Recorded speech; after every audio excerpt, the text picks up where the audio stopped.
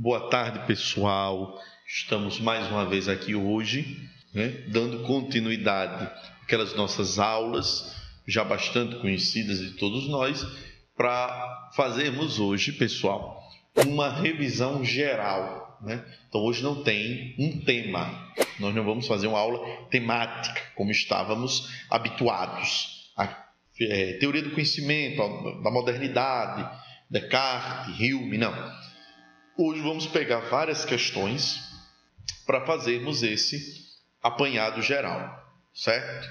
Então, para aqueles que estão assistindo pela primeira vez, eu sou o professor Felipe, professor de Filosofia e Sociologia, que já começamos desde meses atrás esse brilhante projeto dessas nossas aulas pelo canal do YouTube, pelo canal Carlos André Over, que nos aproxima cada vez mais e permite-nos fazermos uma discussão sobre como a filosofia e como a sociologia ela está vindo na prova do Enem, certo?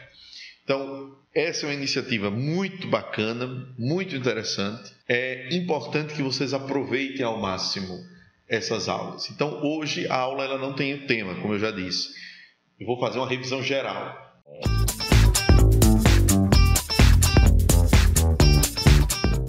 Essa revisão geral vai estar dividida em 3 momentos. Hoje é a parte 1, certo? Dessa revisão.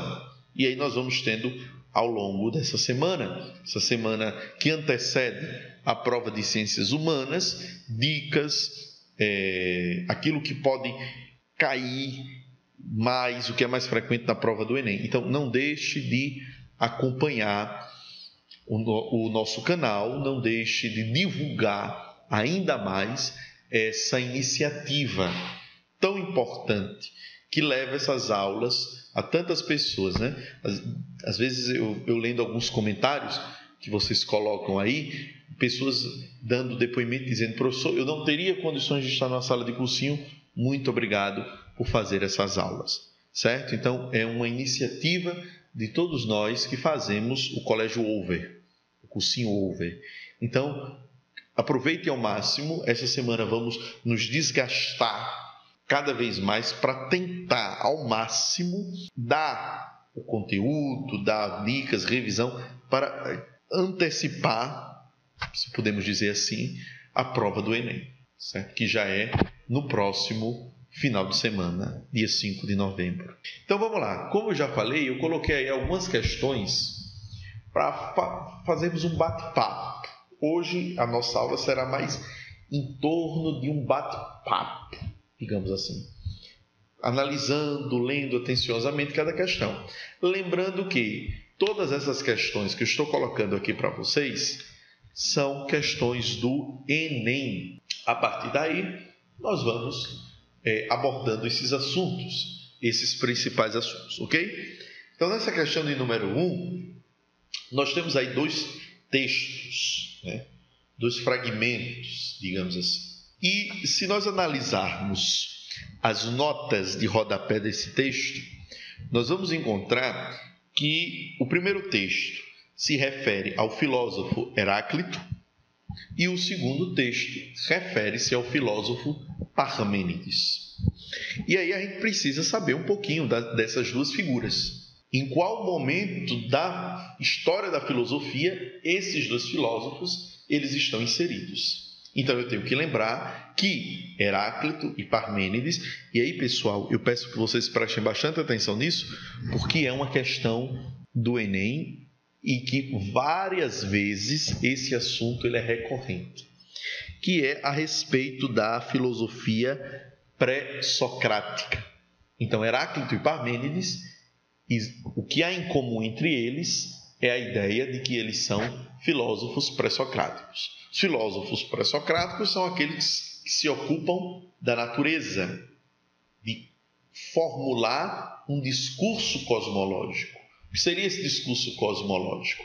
A ideia de que agora eu passo a entender o cosmo, a entender a natureza, não pelo prisma do mito, da religião, da crença, mas agora eu passo a entender os fenômenos naturais, entender a formação desse cosmos a partir de uma perspectiva do Logos, que é o Logos da razão. Ok? Um outro ponto em comum entre eles, além do momento e do período da filosofia no qual estão inseridos, é a discussão que eles dois irão fazer sobre a ideia do ser. E a figura do Heráclito e do Parmênides é de suma importância porque ambos vão constituir a grande síntese que Platão ele vai fazer no período clássico. Todos nós já ouvimos falar que Platão ele concebe a realidade a partir de dois níveis. Aquilo que ele chama de sensível, que seria a realidade dos objetos, esta realidade que estaria muito ligada ao pensamento de Heráclito, e a realidade das ideias, que é chamada de inteligível, que estaria ligado ao pensamento do Parmênides. Então, ambos, Heráclito e Parmênides, eles vão formular uma investigação do ser. O que é o ser? Heráclito ele vai defender o ser como mudança. Uma palavrinha grega chamada de devir. É tanto que o Heráclito ele vai dizer o seguinte: ninguém pode entrar duas vezes no mesmo rio. Porque como as águas já não são mais a mesma, o ser modificou-se, mudou, ou seja, transformou-se. A ideia dessa constante mutabilidade das coisas. E Parmênides, ele tem uma frase muito interessante que eu gosto muito de utilizar quando ele vai conceituar o que é este ser. E ele diz o seguinte: o ser é tudo aquilo pelo qual o ente torna-se o que é e permanece sendo enquanto durar o seu vir a ser. O que é aqui, em Parmênides, o ente? É a coisa. Então, o ser é aquilo que imprime na coisa a sua particularidade, a sua essência. É que faz com que ela seja o que ela é e que faz com que ela permaneça sendo enquanto houver uma mudança em seus atributos. Aquilo que mais tarde Aristóteles chamará de atributos acidentais. São os atributos que podem variar sem comprometer o ser. Por exemplo, quando eu digo João é magro, o magro aí é apenas um atributo ocidental. Ele pode variar. E João não deixará de ser quem ele é. Ele pode vir a ser gordo, enfim. E não há essa modificação. Então, é importante entendermos isso, porque o pensamento de Heráclito e o de Parmênides representará em Platão a ideia do inteligível, que é aquilo que não pode mudar, e a realidade sensível dos objetos, onde o objeto nada mais é do que uma cópia imperfeita, das ideias. Certo? Vamos dar uma lida aí na questão e vermos o que é que ela está tratando, né? Diz assim o texto: não se pode banhar duas vezes, o que eu já falei aqui, né? No mesmo rio, nem a substância mortal alcançar duas vezes a mesma condição. Mas pela intensidade e rapidez da mudança, dispersa e de novo reúne. Ou seja, a ideia de que o ser modifica-se e que este ser ele não é estático. Ou seja, Heráclito ele é muito atual na cosmologia, né? Quem estuda física provavelmente deverá estudar um pouco uma introdução ao pensamento de Heráclito, justamente por entender que as coisas elas não são estáticas. Todas as coisas estão num constante e permanente movimento. Texto 2. São muitos os sinais de que o ser é ingênito e indestrutível, ideia do uno, pois é compacto, inabalável e sem fim. Não foi nem será, pois é agora um todo homogêneo, uno, contínuo. Como poderia o que é perecer? Como poderia gerar-se? Né? Então, conhecendo um pouco a figura do Heráclito e do Parmênides, teríamos justamente essa visão de que ambos buscam entender a mesma coisa, o ser, a partir de pontos de vista diferentes. Né? Então, o fragmento do pensamento pré-socrático expõe uma oposição que se insere no campo das investigações do pensamento sistemático falso. Essa ideia do pensamento sistemático estaria mais para o período clássico, mais para o período socrático da filosofia, do que propriamente do período pré-socrático, do qual ambos são grandes representantes. Letra B. Preocupações do período mitológico falso, porque o discurso filosófico desenvolvido pelos pré-socráticos é justamente a tentativa de superar o discurso mítico. Entender a mensagem, ou melhor, digamos assim, um grande historiador da filosofia grega, o professor Jean-Pierre Vernant, ele coloca nas suas obras, ele escreve muito sobre filosofia antiga e sobre mito, ele coloca que a filosofia racionaliza o mito, que na realidade não existe uma contradição, a contradição é apenas aparente, mas mito e filosofia querem a mesma coisa. Entretanto, a filosofia de uma forma mais clara, mais evidente e mais lógica, né? Letra C. Discussões de base ontológica seria a alternativa correta, pessoal. Por quê? A ontologia é a compreensão do ser. E é importante entender essa ontologia porque, a partir dela, Platão cria a metafísica. Letra D. Vamos ver o erro das demais. Letra D. A habilidade da retórica sofística é falso. Os sofistas, eles surgem apenas no período clássico, no período socrático da filosofia, certo? Letra E. Verdades do mundo sensível, falso, porque quem vai falar com essa expressão mundo sensível é Platão. E outra, Parmênides, ele não pensa o objeto, ele não pensa a mudança, que é própria, segundo Platão, do mundo sensível, mas ele pensa aquilo que permanece, aquilo que é eterno, indestrutível. Ele pensa o uno, e esse uno é próprio de uma dimensão inteligível. Ok, pessoal? Vamos aí para a próxima questão, que é uma questão bastante interessante, que vai envolver filosofia helenística. Veja bem, fizemos uma primeira questão que fala sobre os pré-socráticos, tratando de Heráclito e Parmênides e do seu conteúdo ontológico, da sua filosofia ontológica. E aí já vamos para o último período da filosofia, que é o período helenístico. A filosofia grega ela está dividida em 3 importantes e grandes períodos. O período pré-socrático, cosmológico, a reflexão sobre o cosmos e sobre a natureza. O período antropológico, o período socrático, que é o do Sócrates, Platão e Aristóteles, que a partir daí se inaugura toda uma discussão ética e política. E o período helenístico, que é conhecido como o período da individualidade. Por quê?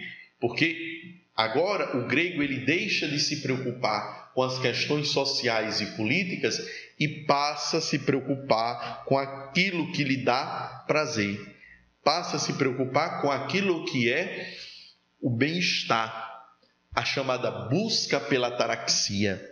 Então, é dentro do período helenístico que nós vamos ter o desenvolvimento de 4 importantes escolas: o ceticismo, o cinismo, o epicurismo e o estoicismo, onde todas elas buscam justamente essa ataraxia, que numa tradução literal seria a imperturbabilidade da alma. Agora, isso é o que há em comum entre elas. Entretanto, elas vão divergir da forma como o indivíduo ele chega a essa ataraxia. Segundo o ceticismo, o indivíduo ele deve suspender o juízo. O ceticismo ele fala de uma suspensão do juízo. O que é essa suspensão? É o não pensar, é o abster-se do pensamento. Mas não é qualquer forma de pensamento. Por exemplo, para um cético é inegável que dentro desta garrafa exista água, que ela contenha água. Ele não vai duvidar disso. Ele não fala da impossibilidade do conhecimento acerca disto. Por quê? Porque o cético ele admite apenas aquilo que os seus sentidos conseguem apreender. Então a gente pode até dizer que os céticos, eles possuem, de uma certa forma, um caráter empírico, porque eu devo valorizar aquilo que é da experiência.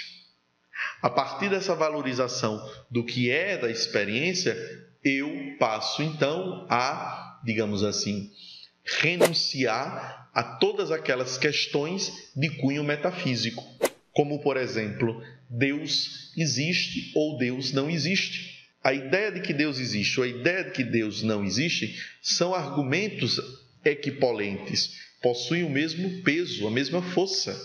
Então, eu não tenho condições de, diante desses dois argumentos, dar o meu assentimento, nem que ele existe, nem que ele não existe. Então, o que é que eu devo fazer? Devo me abster, suspender o juízo. É impossível. E admitir essa impossibilidade de se chegar a um denominador comum entre essa dicotomia de argumentos. Então, os céticos eles terão uma despreocupação com as questões metafísicas, com as questões inteligíveis. O que importa para o cético é o aqui, o agora, aquilo que eu consigo experienciar. Já para os cínicos, a busca pela ataraxia constitui-se a partir de uma indiferença. O cínico, Diógenes, que é o fundador do cinismo, ele vai propor que o indivíduo ele deve nutrir uma apatheia. O que é apatheia? Do grego, indiferença. Uma indiferença moral, uma indiferença pelos costumes e pela tradição. Enfim, uma indiferença por todas as convenções sociais. Então, como é que o indivíduo viveria, professor? O indivíduo viveria a partir daquilo que ele considera bom para si. O indivíduo é o único critério, é a única medida, certo? A terceira escola é o epicurismo, que é uma escola hedonista, a escola do prazer. Então, a felicidade para Epicuro, essa ataraxia reside na busca pelo prazer. Só que não é qualquer tipo de prazer. É aí que Epicuro ele vai fazer uma diferença. Existe o prazer duradouro e necessário, né? O prazer moderado, digamos assim, também pode ser dito, duradouro, moderado e necessário, e o prazer momentâneo, desnecessário.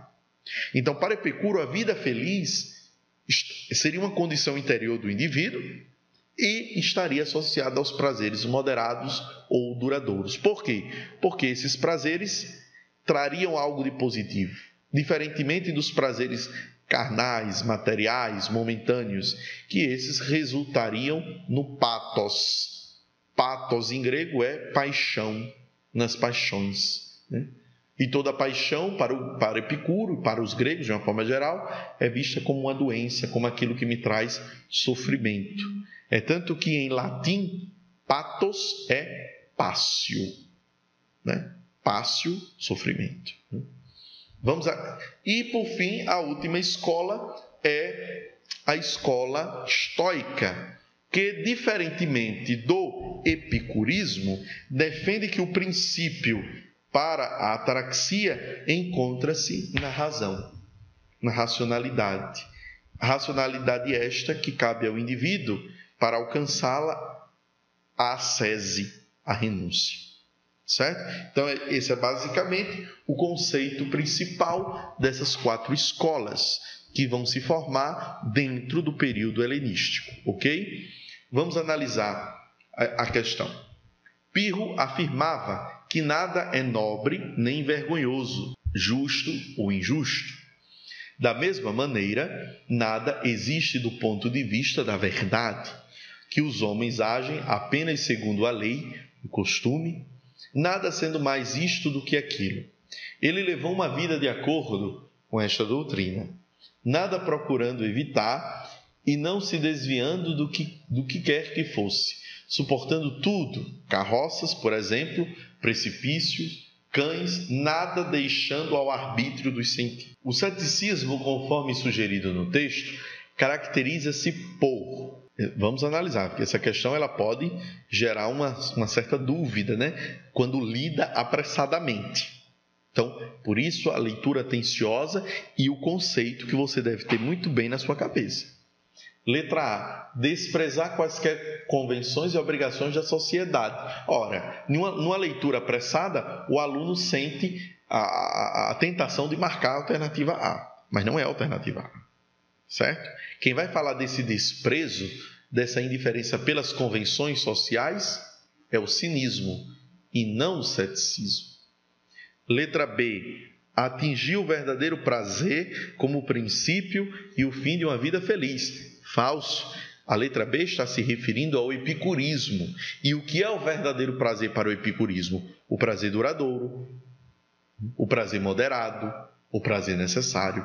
Esse é o verdadeiro prazer e que constitui a base de uma vida feliz. Letra C. Defender a indiferença e a impossibilidade de obter alguma certeza. Seria a alternativa correta, que essa impossibilidade de se obter certezas se dá pela suspensão do juízo. Muito bem, e aí vem uma outra questão muito recorrente nas provas do Enem. Se você for observar, o Enem ele tem alguns assuntos que ele gosta e que ele todos os anos ele faz questão de trazer. Eu ainda não vi um ano que não viesse uma questão sobre Descartes. Então é um outro ponto que você tem que ficar muito atento a isso aqui, certo? Descartes é uma outra questão muito importante. Sempre no Enem vem alguma coisa sobre ele ou sobre o racionalismo, do qual Descartes é o maior representante. Nós sabemos que a filosofia moderna ela vai estar dividida em duas grandes correntes do pensamento. A primeira corrente é o racionalismo, representado por Descartes, onde a origem do conhecimento é a razão. Portanto, se a natureza do conhecimento está na razão, todo conhecimento é a priori, vai ser defendido por ele. Ou seja, as ideias são inatas, próprias à razão. Com isso, eu dispenso todo conhecimento sensível, todo conhecimento pautado nas sensações e nas percepções. E por um outro aspecto, pessoal, Descartes ele é um dogmático. E por ser um dogmático, ele não pode se apegar no conhecimento sensível. Porque o conhecimento sensível, ou o conhecimento perceptual, é um conhecimento relativo. E a ideia do relativo opõe-se à ideia do absoluto, né? Própria da filosofia racionalista. Um outro ponto importante para lembrarmos do pensamento de Descartes é a ideia da utilização do método dedutivo, ou seja, que é um método lógico e formal, diferentemente do empirismo, que defenderá a utilização do método indutivo ou do método experimental. No empirismo, as ideias se dariam a posteriori, ou seja, após a experiência. Aqui não. A ideia ela se forma antes. Ok? Vamos analisar aqui o texto. Nunca nos tornaremos matemáticos, por exemplo. Embora nossa memória possua todas as demonstrações feitas por outros, se nosso espírito não for capaz de resolver toda espécie de problemas, não nos tornaríamos filósofos, por ter lido todos os raciocínios de Platão e Aristóteles, sem poder formular um juízo sólido sobre o que nos é proposto. Assim, de fato, pareceríamos ter aprendido não ciências, mas histórias. Em sua busca pelo saber verdadeiro, ou seja, por isso a característica dogmática de Descartes, o autor considera o conhecimento de modo crítico como resultado da investigação da natureza empírica. Falso. Quem defenderá essa natureza empírica, quem defenderá o empirismo será filósofos como Francis Bacon, John Locke, David Hume, Berkeley. Esses filósofos da modernidade, nós podemos considerá-los como empiristas, porque eles partem do método experimental da sensação dos sentidos como a fonte e a natureza primeira do conhecimento. Letra B. Retomada da tradição intelectual. Falso. Pelo contrário, Descartes ele está inaugurando aí o conceito do sujeito epistemológico. O que é esse sujeito epistemológico em Descartes? É o eu pensante. É a consciência. É o indivíduo que é movido pela consciência. E essa consciência garante ao indivíduo uma autonomia frente às instituições e frente à tradição. E se tomarmos aqui, no contexto histórico de Descartes, a filosofia moderna, a filosofia cartesiana, marca de uma certa forma não uma ruptura, porque nós vamos ver que existem muitos elementos da filosofia medieval dentro do pensamento cartesiano, mas uma busca de superação, subir mais um degrau e além desta tradição teológica, religiosa, cristã, católica.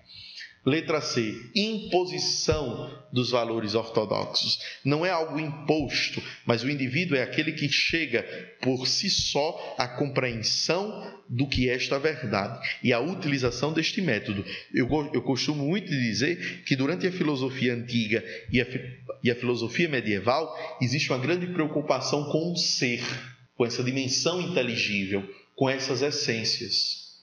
Agora não. Na filosofia moderna, eu tenho uma maior preocupação em relação ao conhecer do que com o ser. Ou seja, eu estou muito mais preocupado com a utilização do método, da forma como eu irei estabelecer esse conhecimento. Então, não é uma imposição. O indivíduo agora ele é parte do conhecimento, ele participa do processo do conhecimento, ele participa da teoria do conhecimento.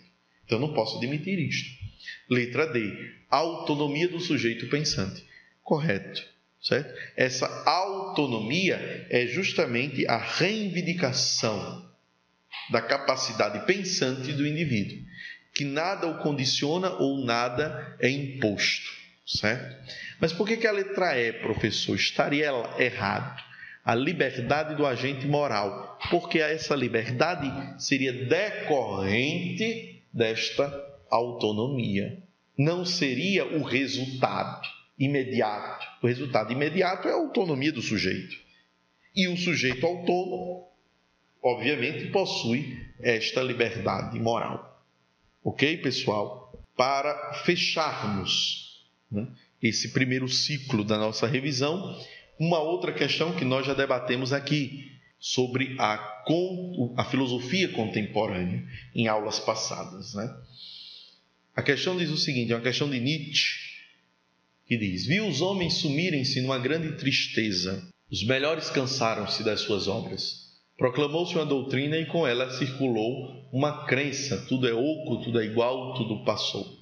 O nosso trabalho foi inútil, o nosso vinho tornou-se veneno, o mal olhado amareleceu-nos os campos e os corações. Secamos de todo, e se caísse fogo em cima de nós, as nossas cinzas voariam em pó. Sim, cansamos o próprio fogo. Todas as fontes secaram para nós, e o mar retirou-se. Todos os solos se querem abrir, mas os abismos não nos querem tragar. O texto exprime uma construção alegórica que traduz o entendimento da doutrina nihilista, uma vez que o que é o niilismo de Nietzsche, pessoal? Nós precisamos lembrar o seguinte: o Nietzsche é um grande crítico contemporâneo e um crítico da sociedade ocidental, porque, segundo Nietzsche, aquilo que forma o pensamento ocidental, e ele vai colocar isso em alguns livros, como Crepúsculo dos Ídolos, A Filosofia na Era Trágica dos Gregos, e essa obra que é retirado esse fragmento, Assim Falava Zaratustra e o Anticristo. Para Nietzsche, o pensamento ocidental, as sociedades ocidentais, elas estão baseadas naquilo que ele chama de valores pseudo-essenciais, onde esses valores pseudo-essenciais foram criados primeiramente pela filosofia socrática e depois conjuntamente com o cristianismo, que, segundo ele, cria uma moral de rebanho, uma moral do escravo, uma moral dos fracos. Então, o pensamento nihilista de Nietzsche é justamente o pensamento da desconstrução, ou seja, é justamente aquilo que a sociedade considerou como bom, como fundamental e como essencial, é agora como se todo esse edifício moral, com pretensão de verdade, ele fosse abaixo, ele caísse. Então, é por isso que a filosofia de Nietzsche também será chamada de filosofia do martelo, porque a ideia da desconstrução, a ideia da transvaloração moral. Então o texto ele mostra justamente isso, ok? Letra A, reforça a liberdade do cidadão. B, desvela os valores do cotidiano. Pelo contrário, né? Não mostra esses valores como falsos e como desnecessários. Exorta as relações de produção. Falso. Isso seria uma ideia marxista. Letra D, destaca a decadência da cultura ocidental. Ou seja, então, ele vai colocar que esses valores morais é justamente os valores, tudo aquilo que nós consideramos bom e essencial, na realidade, é uma decadência, é a corrupção, é a degeneração dos valores. Ou seja, por isso que Nietzsche, esse crítico, e o niilismo dele é essa filosofia da desconstrução. Ok, pessoal? Então, essa foi a nossa primeira parte, dessa nossa grande revisão que nós estamos fazendo. Repito, essas aulas de hoje não tem um tema específico, mas nós estamos pegando os temas mais recorrentes na prova do Enem ao longo desses anos e trazendo, discutindo e debatendo aqui com vocês. Ok, pessoal? Tudo de bom, se preparem, coragem, força e até a nossa próxima aula em rumo à prova de Ciências Humanas no dia 5 de novembro. Obrigado a todos, até mais.